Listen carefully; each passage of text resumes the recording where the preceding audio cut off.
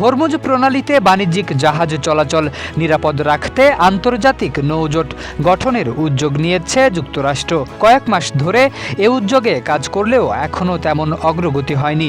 বরং যুক্তরাষ্ট্রের ঘনিষ্ঠ ইউরোপীয় মিত্র যুক্তরাজ্য ও ফ্রান্স এই উদ্যোগে নেতৃত্ব দেওয়ার বিষয়ে আগের তুলনায় কম আগ্রহ দেখাচ্ছে।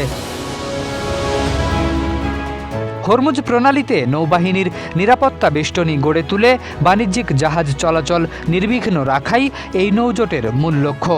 এর আগে টেকসই যুদ্ধবিরতি প্রতিষ্ঠিত হলে এ ধরনের একটি নৌ মিশনে নেতৃত্ব দেওয়ার বিষয়ে যুক্তরাজ্য ও ফ্রান্স সম্মতি জানিয়েছিল।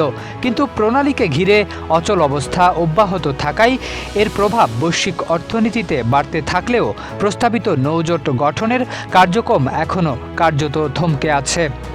5+ স্টার রেটিং প্রাপ্ত দেশের সর্বোচ্চ বিদ্যুৎ সাশ্রয়ী ওয়ালটন এসি স্মার্ট কমফোর্ট এখন নেক্সট লেভেলে।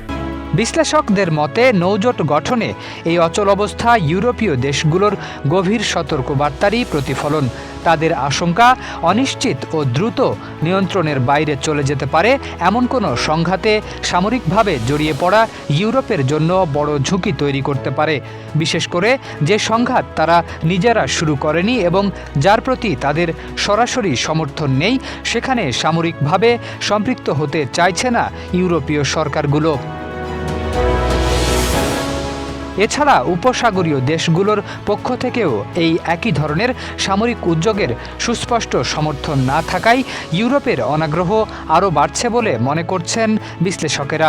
বিশেষ করে আঞ্চলিক দেশগুলোর পক্ষ থেকে সুস্পষ্ট আহ্বান না থাকলে যুক্তরাজ্য ও ফ্রান্সের সামরিকভাবে সম্পৃক্ত হওয়ার সম্ভাবনা আরও কম।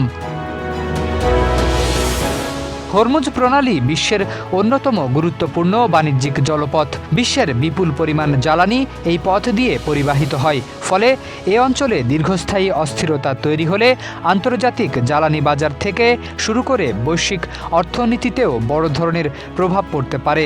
আর সেই ঝুঁকি মোকাবিলায় যুক্তরাষ্ট্রের নৌজোট গঠনের উদ্যোগ কতটা সফল হবে এখন সেটি দেখার বিষয়। শরীফ উদ্দিন, ইত্তেফাক নিউজ।